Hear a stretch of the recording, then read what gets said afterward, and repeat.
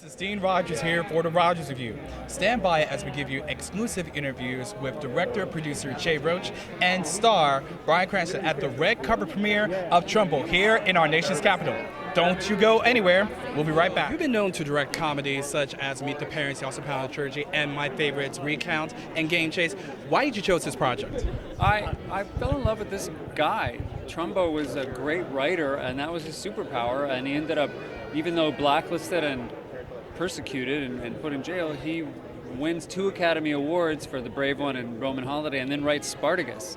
And the guy was amazing, actually. So I fell in love with him. I fell in love with the other characters. The character John Goodman plays, Frank King, who's one of my favorites. This schlocky producer becomes an accidental hero. Kirk Douglas, Otto Preminger, who both helped break the blacklist there. And Helen Mirren, who plays Hedda Hopper. An unbelievable cast is why we all kept really excited about me. How do you feel the real Trumbo would feel about you making a film about and being him?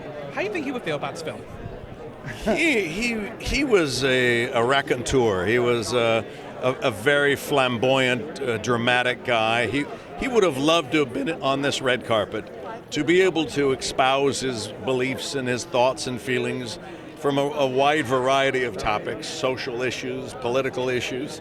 So he welcomes it all. I heard that the 2 daughters worked with you to help bring Trumbo's light to the film. Is that correct? Yeah. Yes, that's right. The daughters got involved early on. They had a lot of notes for us, and we did most of them, not all of them, because they sometimes disagreed about what the real story was.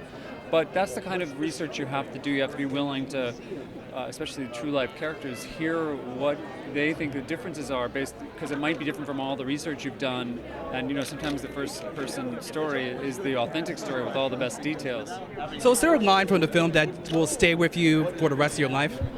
Well, let's see. One of my favorite lines is a line Trumbo says to John Wayne when John Wayne's accusing him of having bad politics, and he says, "We all have the right to be wrong," and that's what the Constitution protects. Unless you are actually trying to overthrow the country, which these men were not. They were definitely not. Then you do have the right to vary unpopular ideas. That's the whole point of the Constitution. The Constitution doesn't have any trouble protecting the Constitution doesn't have any trouble protecting popular ideas, but it's the unpopular ones that the First Amendment is all about.